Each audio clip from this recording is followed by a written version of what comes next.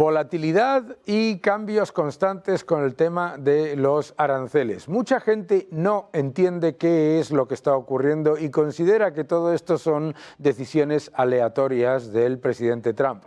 Hay una estrategia en esta locura, como dicen los británicos, hay método en la locura. ¿Cuál es el objetivo? El objetivo es despertar y eliminar. Despertar a los socios comerciales y eliminar trabas comerciales a las empresas estadounidenses y con ello también a las empresas europeas. Es decir, es la estrategia que tiene cualquier Estado con respecto a una guerra nuclear. Para evitar una guerra nuclear, ¿qué haces? Necesitas armas nucleares. Para evitar una guerra comercial de verdad, lo que necesitas es anunciar aranceles y por lo tanto después negociarlos. La Unión Europea tiene una oportunidad de oro. ¿Por qué? Porque el acuerdo comercial entre Estados Unidos y la Unión Europea es probablemente el más sencillo de todos, mucho más sencillo que el de Japón o el de Reino Unido y qué vamos a decir que el de Qatar o de Arabia Saudí o de cualquiera de los países que ya han firmado como Emiratos también acuerdos comerciales con Estados Unidos. Es mucho más sencillo porque, número uno, el acuerdo de Estados Unidos con la Unión Europea se daría inmediatamente si se aplican las medidas que el expresidente del Banco Central Europeo, Mario Draghi, pidió en su informe Draghi: levantar las barreras comerciales, levantar la barrera regulatoria con esas regulaciones absurdas que dañan a las empresas europeas las primeras y, por supuesto, quitar toda esa cantidad de trabas administrativas, fiscales, burocráticas y desde luego, por supuesto, arancelarias que tiene la Unión Europea, que son muchas. La propia Comisión Europea calcula que el exceso de regulación le cuesta a la Unión Europea alrededor de 1 billón de euros anuales. El propio Mario Draghi en su informe explica que las barreras que pone la Unión Europea le cuestan al sector servicios un 110% de aumento de precios y al manufacturero un 45%. Adicionalmente, este acuerdo entre la Unión Europea y Estados Unidos sería muchísimo más fácil porque en realidad los verdaderos escollos son tres: agricultura, ganadería y automóvil. Las barreras arancelarias a la agricultura, ganadería y automóvil estadounidense no tienen ningún sentido. Por lo tanto, ¿por qué sería un acuerdo muy positivo? Número uno, sería cumplir con lo que pide Mario Draghi, lo que piden las empresas, lo que piden todos los sectores productivos de la Unión Europea. Número dos, sería esencial facilitar el comercio con Estados Unidos y no eximir de todas esas barreras regulatorias y administrativas o burocráticas y arancelarias a China, Marruecos, Turquía, porque eso es importante. Para la administración de Estados Unidos, la posición de la Unión Europea tiene un elemento especialmente insultante, que es que las barreras que se le ponen a las empresas estadounidenses se le eximen a las chinas, a las marroquíes o a las turcas. Y esto es importante, importante. ¿Por qué? Porque eso hace que un acuerdo de libre comercio sea mucho más fácil, con un potente preacuerdo como se ha hecho con Reino Unido, que levante el riesgo arancelario y que facilite los siguientes pasos que lleven a cabo los negociadores. Esto es absolutamente clave, es positivo, es muy positivo ver que la Unión Europea empieza a despertar y también muy positivo ver que el presidente Trump, como siempre, pues ha dicho, bueno, pues vamos a esperar hasta julio y vamos a ver si esto avanza. Al final, todos vamos a salir ganando, aunque os parezca raro, todos vamos a salir ganando. Esto es un proceso de negociación en vivo, no lo olvidéis.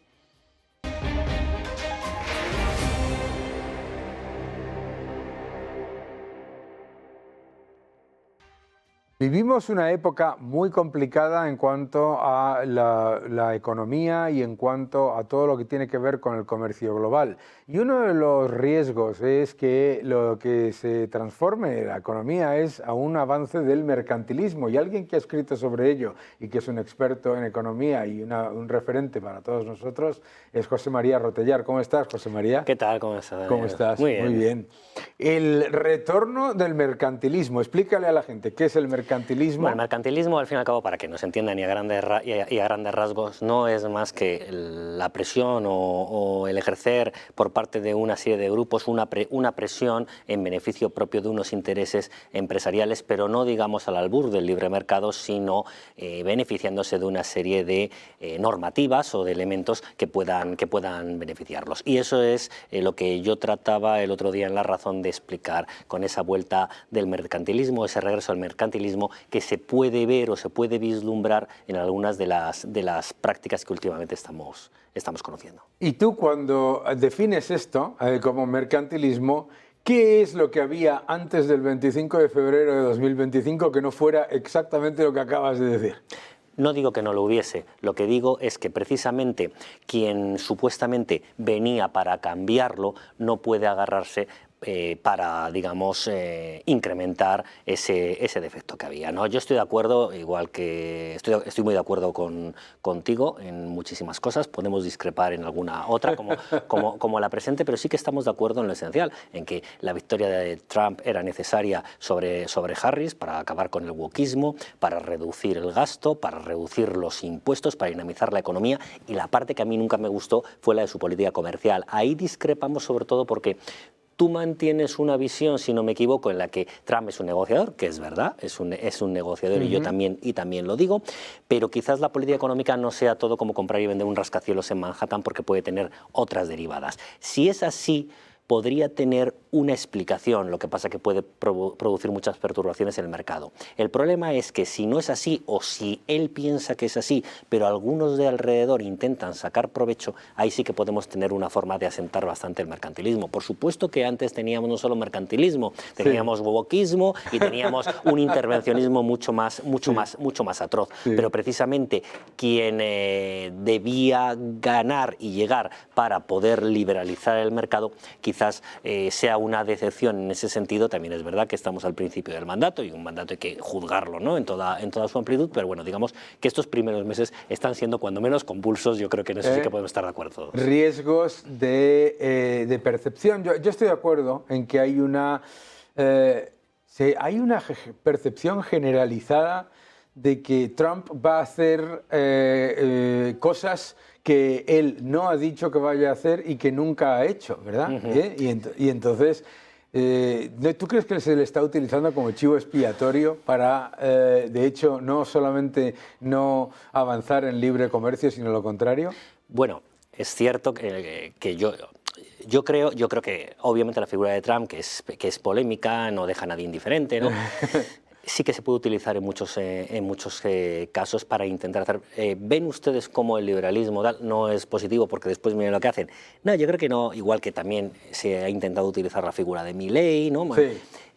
Yo creo que hay que juzgarlo en un entorno más amplio. Yo lo que digo es que hay una cosa que a mí no me gusta, o por lo menos, digamos, no me parece... de los aranceles como arma.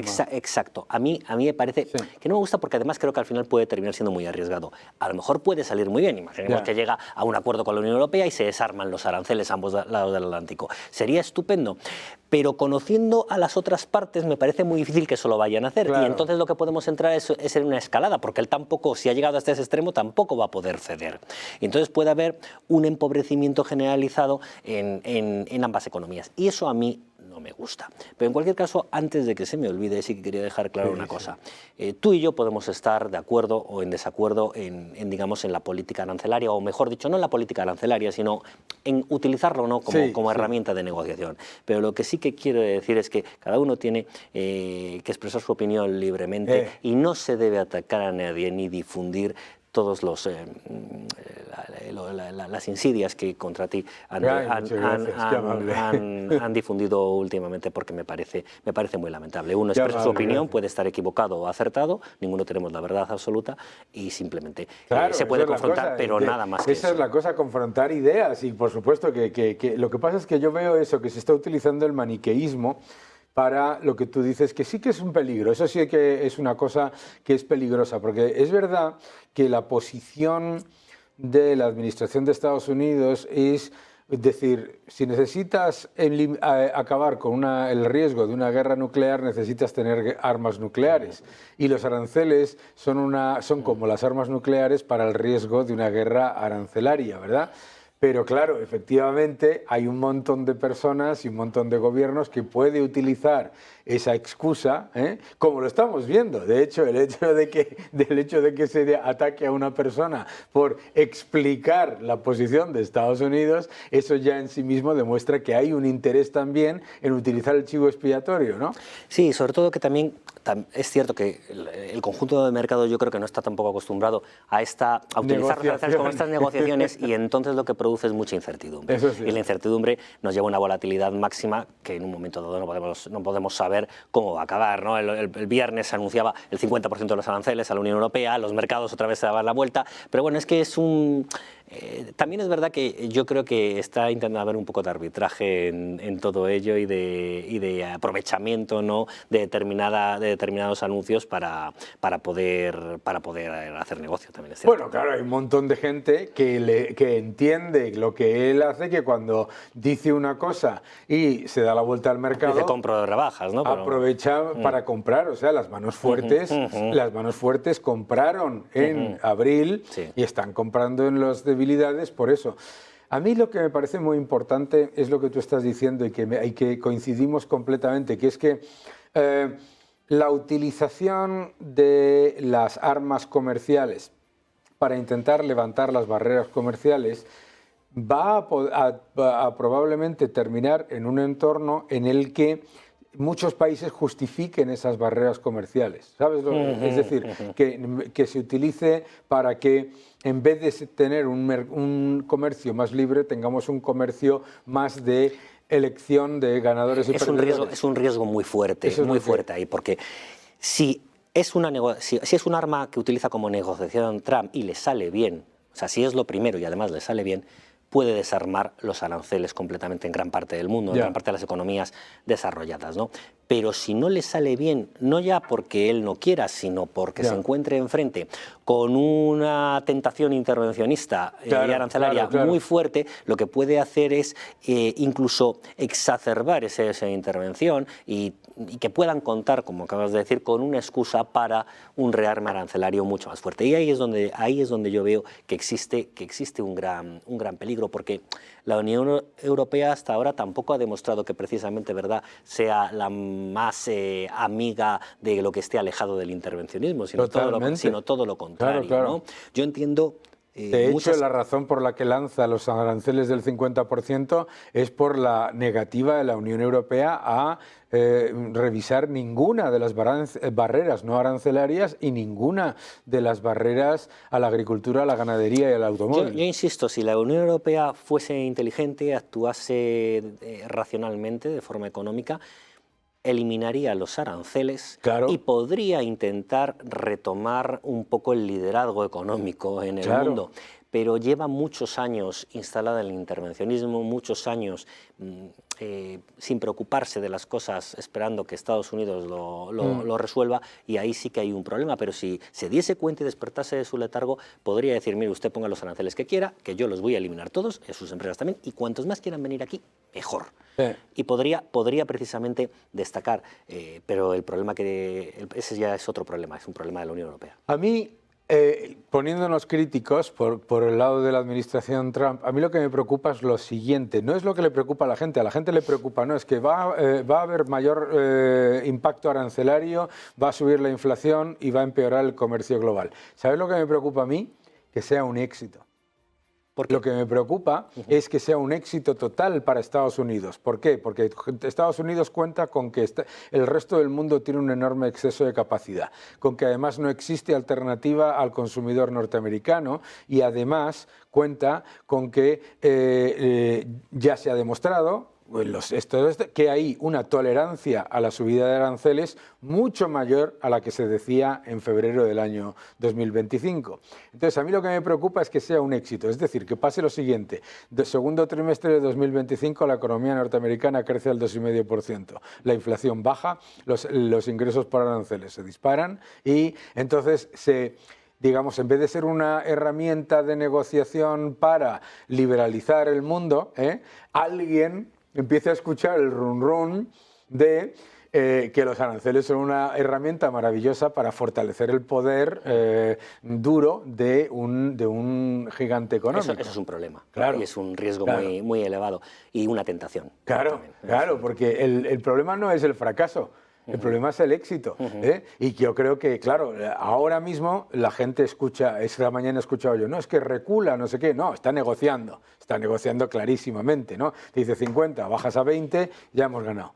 Pero a mí de verdad que me preocupa que sea un éxito fulgurante. En la administración de Estados Unidos, la inmensa mayoría de la gente es pro aumentar el libre comercio y eliminar las barreras, Lutnick, Bessent, el propio Trump, etc. A mí el que me preocupa es Navarro. Navarro no es así. Navarro sí piensa Estados Unidos le puede pasar un impuesto global al resto del mundo por su supremacía comercial y su porque no hay alternativa. Claro, entonces, bueno, tampoco es tan importante, pero sí hay que ser crítico. Ese sería para mí el mayor fracaso a nivel global, ¿no? Y el riesgo, ¿no? Bueno, yo creo que iremos viendo a lo largo de los meses cómo evoluciona y por dónde va la economía, pero sí que me da un poco de miedo eso, las tentaciones proteccionistas, no ya solo por parte de la administración Trump, sino por parte de las otras partes, ¿no? Como demuestra el acuerdo anti-aranceles de España, que es el acuerdo pro-aranceles, porque lo que hace es mantener todos los aranceles españoles y encima permitir aparentemente a las empresas endeudarse un poco más. ¿Cómo ves tú esa propuesta? A ver, no deja de ser una medida proteccionista también todo lo que pueden ser las subvenciones a la explotación o a la producción, claro, que en realidad las subvenciones a la producción están prohibidas, ¿no? En la Unión Europea, salvo en casos muy tasados, pero como todo nos sirve ahora una lógica ortodoxa, claro, desde la crisis anterior y sobre todo desde la crisis del coronavirus, las reglas parece que existen en muchos casos para no cumplirlas o para aplazarlas o para suspenderlas. No sabemos muy bien de dónde estamos. Bueno, del gobierno español no se puede esperar, precisamente el actual gobierno español, que sea un gobierno librecambista, ni que sea un gobierno que esté en contra del intervencionismo, ¿no? Ni por tanto de los aranceles, porque, por ejemplo, ahora que se pide elevar el gasto en defensa, la Unión Europea quiere que ese gasto en defensa básicamente sea realizado por empresas europeas. Bueno, yo eso de la noche a la mañana no lo puedo hacer. Claro. Entonces, yo puedo marcar un medio plazo, pero si yo lo quiero para mañana mismo, ¿a quién voy a tener que comprar? A quien tiene la producción, a las estadounidenses. Y a las israelíes, y a las israelíes.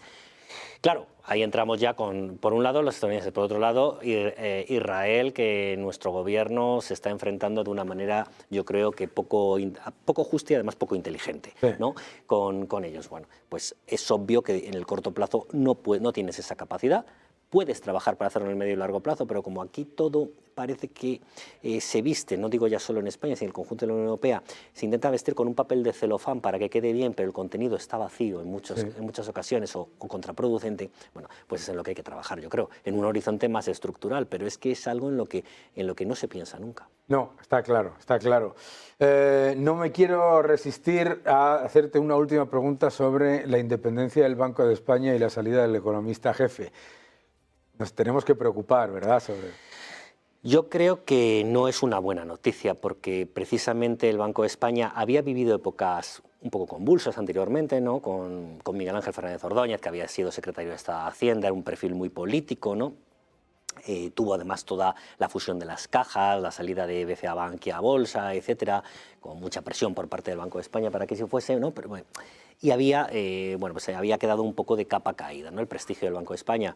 Pablo Hernández de Cos había recuperado el prestigio de una manera muy importante, marcando una independencia, pero no estar en medio de dos tendencias políticas, sino una independencia basada en el espíritu técnico, ¿no? Totalmente. Simplemente se hacían unos análisis y criticaba lo que tuviese que criticar, claro, con el gobierno que tuviese que criticarlo, ¿no? Y bien, ahora el nombramiento de Escrivá ya chirriaba porque viene a sentarse en el Consejo de Ministros y pasa del Banco Azul directamente, ¿no?, a la calle de Alcalá, al sillón de gobernador.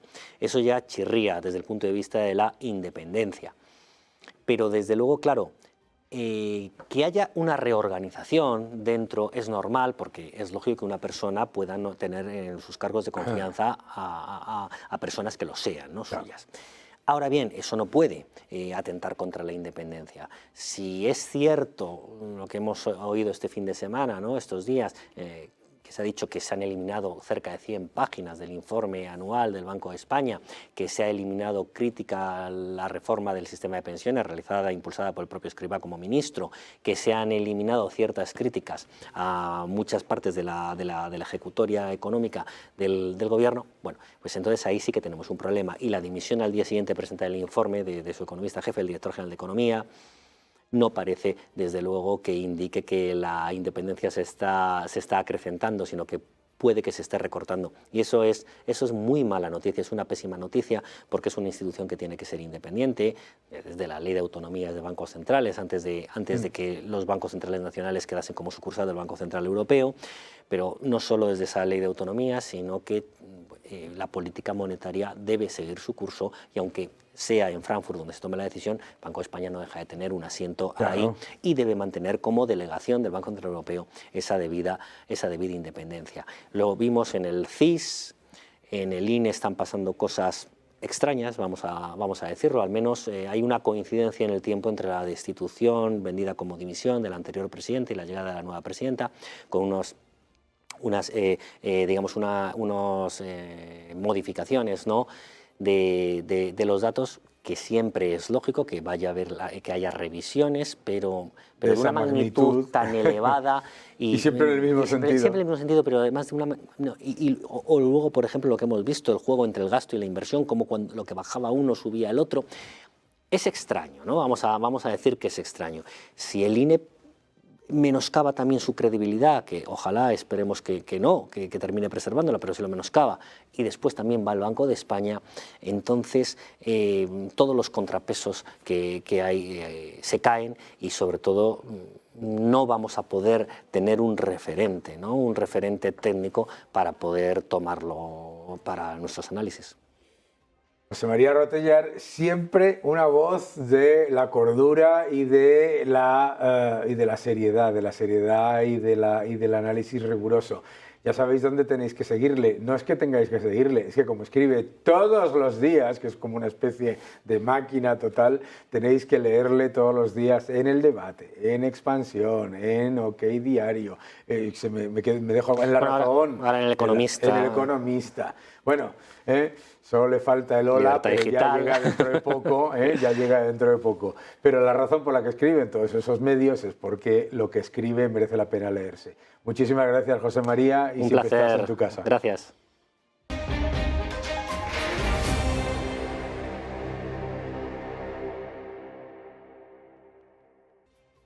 La libertad solamente se valora cuando se pierde. Es una de las frases que se leen en este libro maravilloso, La Era Milei, escrito por el profesor Philipp Bagus, que es uno de los exponentes de la escuela austríaca, también discípulo de Jesús Huerta de Soto y un gran autor y economista al que debéis todos seguir. La Era Milei nos demuestra que lo que está ocurriendo en Argentina no es un experimento y no es una casualidad, sino que es el resultado de aplicar las políticas adecuadas. Por eso es tan peligroso utilizar este concepto del milagro Milei. No es un milagro, es llevar a cabo las políticas adecuadas. Para hablar de su libro, está aquí con nosotros Philipp. ¿Cómo estás, Philipp? Muy bien, Daniel. Muchas gracias por la invitación. Muchísimas gracias a ti por escribir este libro y por venir. Cuéntanos Me gusta muchísimo la primera parte en la que pones en contexto el absoluto desastre en donde estaba la economía argentina. Porque cuando hablamos de experimento, lo que ha vivido Argentina sí que ha sido un experimento, el experimento del socialismo del siglo XXI. Cuéntanos.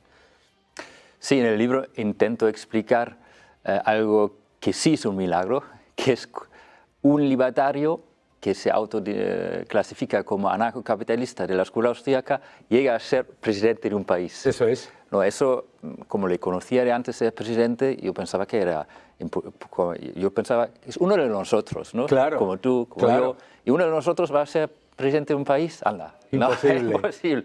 Entonces, intento explicar esto, y un punto, obviamente, es la situación grave que estaba antes Argentina, ¿no? Que era uno de los países más ricos del mundo al principio del siglo XX, y 80 años de peronismo lo han destrozado totalmente. Pero obviamente no solo es esto. Milei tiene una retórica y una capacidad de explicar las ideas complejas libertarias de la escuela austríaca para la gente común que es inédito, Absolutamente. ¿no? Y tiene un marketing, una estrategia muy buena de que se puede aprender muchísimas cosas. Eso que yo creo que es muy importante, ¿no? Que aprendamos que se puede acceder a la mente y a la ilusión de los ciudadanos, de su inmensa mayoría, con las ideas de la libertad, explicándolas como las explica Milei. Yo me hice amigo de Milei aproximadamente en el año 2016, yo creo que probablemente más o menos. Y recuerdo que yo iba a entrar en un canal de televisión argentino justo después que él, y estaba él hablando y decía, le voy a desburrar, iba explicando, no, esto es falso, esto es falso, esto es falso, esto es falso, esto es así y esto es... O sea, decir las cosas claramente ha sido uno de los grandes éxitos de Milei. Pues claro, él dice... el Estado es el enemigo, los impuestos son el robo, la seguridad, justicia social ni es justo ni es social, ¿no? Y muy importante en mi opinión es que ahí no solo se concentra en lo económico, ¿no? El socialismo no solo lleva a la pobreza y el capitalismo a la riqueza, ¿no? Porque este argumento, los socialistas de hecho, su argumento es muy bueno, puede ser un poco más eficiente, además utilizan esta palabra un poco tecnicista. Sí, como si fuese eficiente. Sí. Pero eficiente quiere decir, ahí la gente no está muriendo de hambre, ¿no? Claro. Sí, pero utilizan la palabra. Puede ser que el capitalismo sea un poco más eficiente, pero es injusto, ¿no? Los ricos se hacen cada vez más ricos a costa de los pobres, entonces hay que redistribuir, ¿no? Y Milei dice que no. El socialismo no solo es un fracaso en lo económico, también en lo social, y además es moralmente inferior. Es lo más injusto, y el único sistema justo es el capitalismo. Yo creo que este argumento de Milei de apelar a la justicia, a la moral, es esencial, porque si no los socialistas tienen siempre el moral high ground. Claro, están claro. por encima de nosotros y ay, vos sois los malvados capitalistas. Pues no, vosotros sois malvados, pero mucho, ¿no? Utilizáis la coacción contra la libertad de los individuos, lo esclavizáis, es que es lo más injusto. Nosotros queremos la libertad, la cooperación voluntaria, pacífica, armónica, y vosotros lo queréis destruir, ¿no? Claro. Entonces, este argumento, si lo consigues a transmitir a las personas, puedes ganar como Milei las elecciones. Absolutamente. El éxito de Milei ha sido no solamente espectacular, sino muy rápido, porque desde el primer momento, en menos de un año se había recuperado la economía, toda la caída heredada del peronismo. La inflación se había cercenado de un 25% mensual a poco más de un 2%. La pobreza caía, que esto es importante para el argumento que tú decías de los socialistas, la pobreza por debajo de los niveles previos a la época de Alfredo Fernández, los niveles de salarios reales, empleo, etcétera.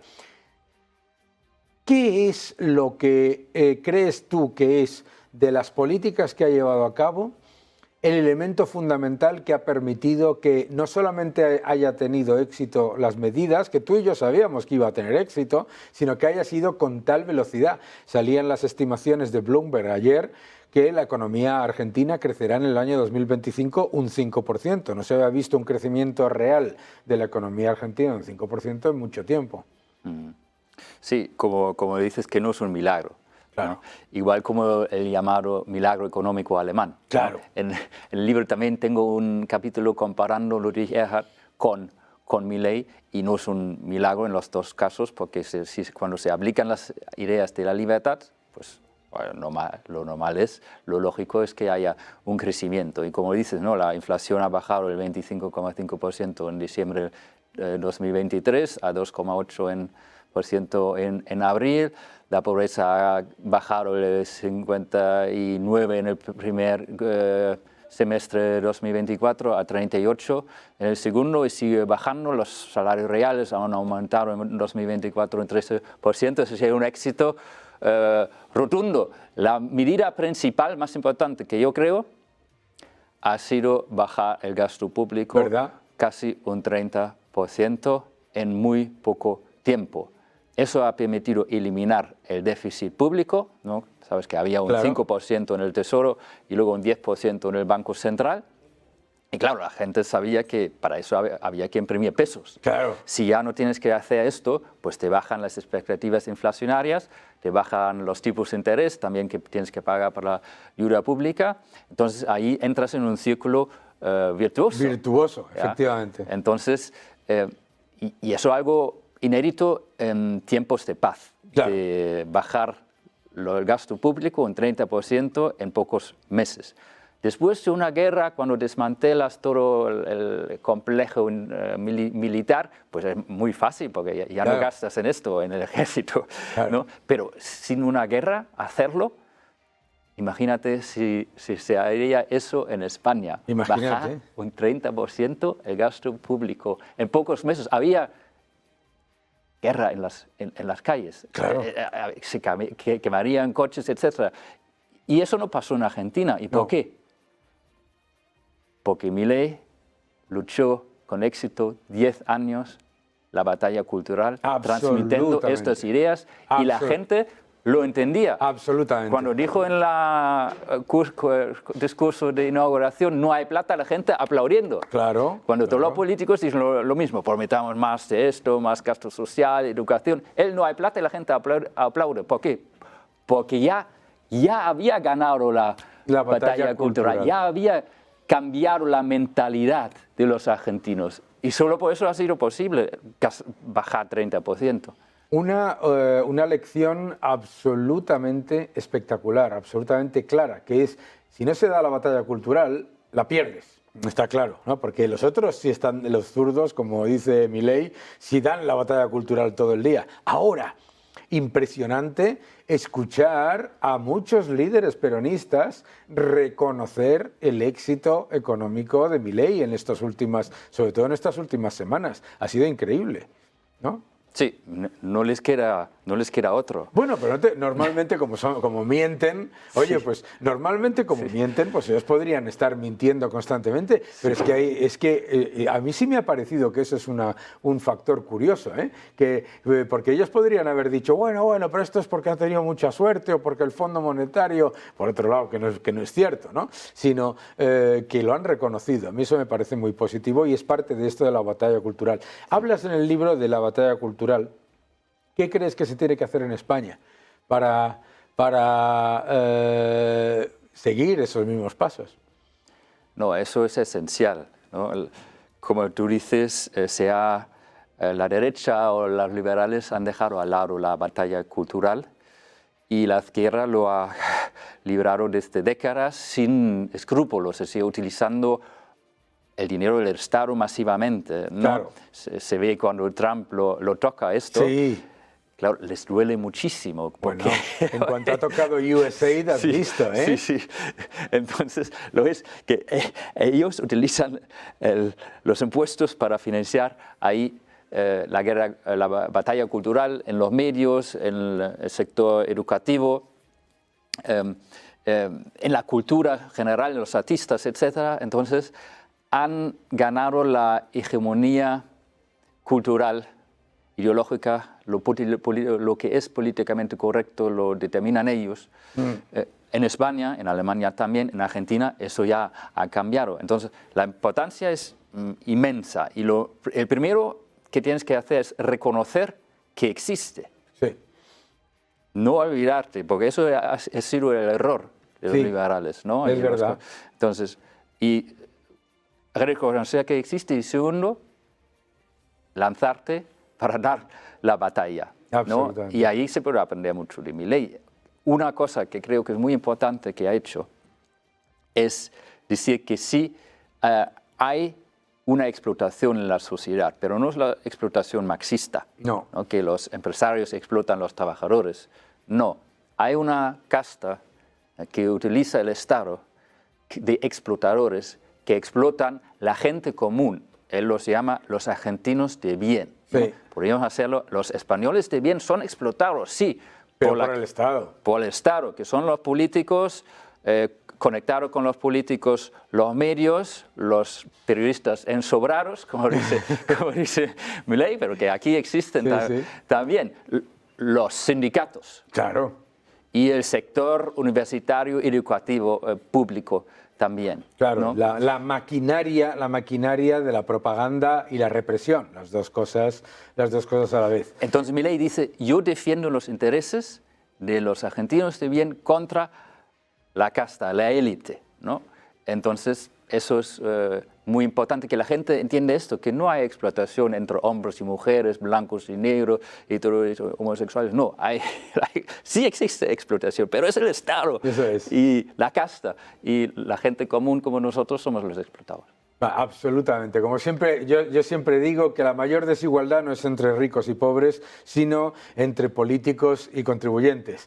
La era Milei es un libro estupendo que debéis leer todos, que merece la pena por su rigor, como siempre los libros de Philip son una maravilla, por su rigor y porque hay muchas lecciones para todos nosotros. Muchas gracias, Philip. Gracias por venir al programa. Gracias a ti, Daniel.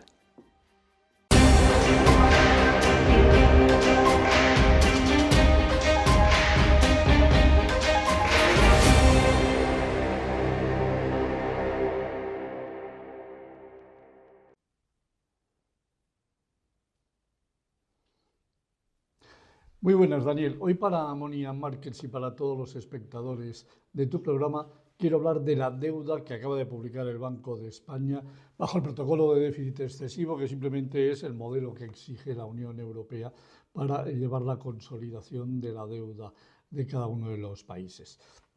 Hasta ahora el Banco de España daba unos datos que eran fidedignos. No sé lo que nos pasará a partir de ahora con la salida de Ángel Gavilán y su dimisión, debido a discrepancias con José Luis Escrivá, pero de momento lo que sí que están cuadrando, parece por lo menos, que las cifras. Primero analicemos cómo vamos en lo que va de año, que es una auténtica pasada. Cerramos el año en 2024 con 1.620.000 millones de euros de deuda y nos hemos plantado en 1.667.000 a cierre del mes de marzo, lo cual significa que la deuda se ha incrementado en 47.000 millones de euros en solo 3 meses. Nada más que en 3 meses nos hemos metido entre pecho y espalda 47.000 millones de euros. Fundamentalmente por culpa de la Administración General del Estado, que está compuesta de la Administración Central, de los organismos autónomos y de la Seguridad Social. Los organismos autónomos y la Seguridad Social, los organismos autónomos han bajado un poquito su deuda porque no les dejan ya endeudarse y, en cambio, la Seguridad Social de momento no ha tocado prácticamente nada su deuda. Todo ha supuesto una subida fundamental de la Administración Central del Estado, teniendo en cuenta que las autonomías prácticamente se han quedado igual e incluso los ayuntamientos han bajado ligeramente su deuda. Bien, desde que está Pedro Sánchez en el gobierno, desde julio del 2018, él figura ha conseguido subir la deuda de los españoles en la parte que le corresponde a él en 550.000 millones de euros. Esto es una auténtica locura.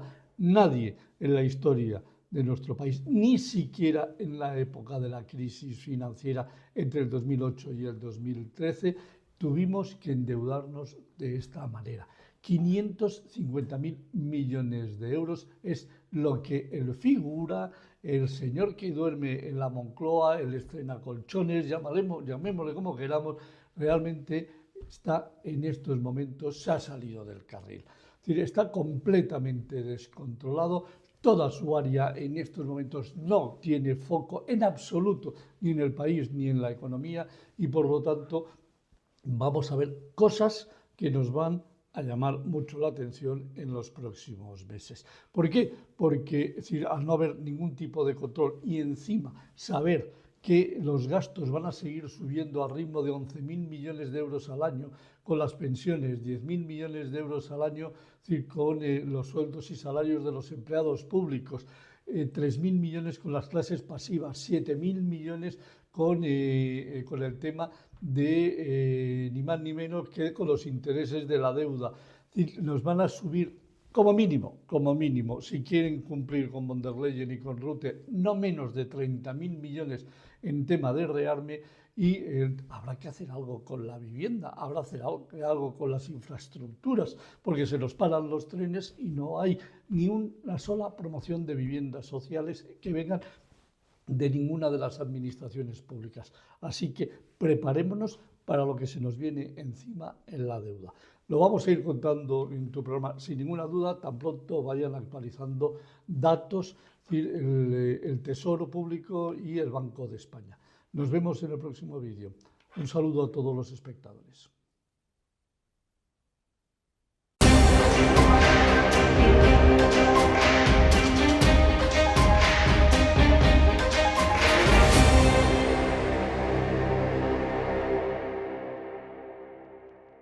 Cuando hablamos de los gráficos más importantes de la semana, en esta semana vamos a explicar qué es lo que está pasando, porque las monedas de los países desarrollados están perdiendo su papel como moneda de reserva en el mundo. Y no es el dólar. Vamos a ver unos cuantos gráficos. Gráfico número 1, cortesía de Bloomberg: la masa monetaria global no solamente no se está reduciendo, sino que se está aumentando de manera muy peligrosa. Los gobiernos se niegan a reducir sus desequilibrios fiscales. Los gobiernos han sobrepasado los límites inflacionario, económico y fiscal y continúan aumentando sus desequilibrios, tanto en cuanto a gasto como en cuanto a aumento de dinero, porque eso es lo que significa el aumento de la masa monetaria. Muchísimo más gasto público, muchísima más deuda pública. La masa monetaria ya supera el máximo alcanzado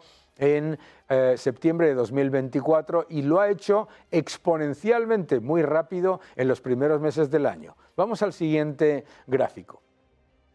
En el siguiente gráfico vemos la respuesta ante un aumento agresivo de la masa monetaria y la pérdida de confianza en la moneda de los países desarrollados, es decir, en la deuda soberana de los países desarrollados. Los países como China y sus bancos centrales han estado acumulando y atesorando toda la cantidad posible de oro en sus cofres, con el objetivo de reducir el peso de deuda soberana en el balance de los bancos centrales y aumentar el peso del oro. Eso significa que la confianza en la solvencia de los emisores estatales de los países desarrollados está cayendo. Y no, mis queridos amigos, no es Estados Unidos solamente.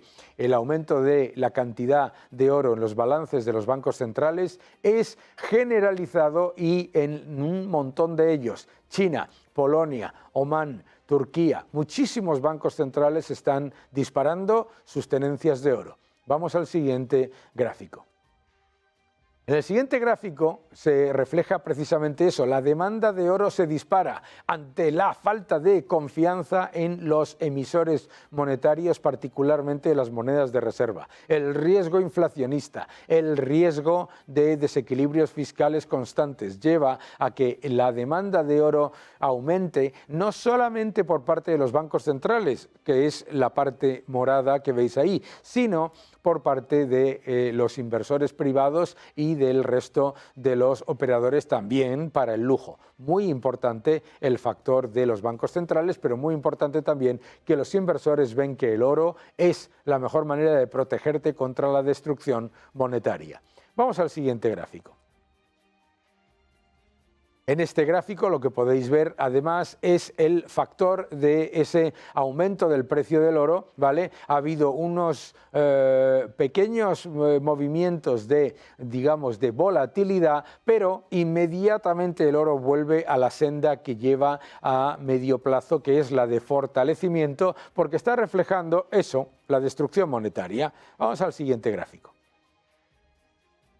En este gráfico podéis ver lo que yo os comentaba, cómo se está manifestando la pérdida de credibilidad en la solvencia de los emisores de moneda, es decir, de deuda pública de los países desarrollados. Se dispara la rentabilidad exigida de los bonos a 30 años, a pesar de que la inflación está bajando y a pesar de las políticas mal llamadas expansionistas de los bancos centrales. Es decir, los inversores exigen más rentabilidad a largo plazo a los emisores aparentemente más seguros. Ahí tenéis la media de la Unión de los países de la eurozona, Estados Unidos y Japón. Fijaos, Japón, máximos históricos en rentabilidad exigida. Se exige más rentabilidad a los bonos a largo plazo porque no hay confianza en la solvencia y en la capacidad de repago de la deuda de estos emisores. Vamos al siguiente gráfico.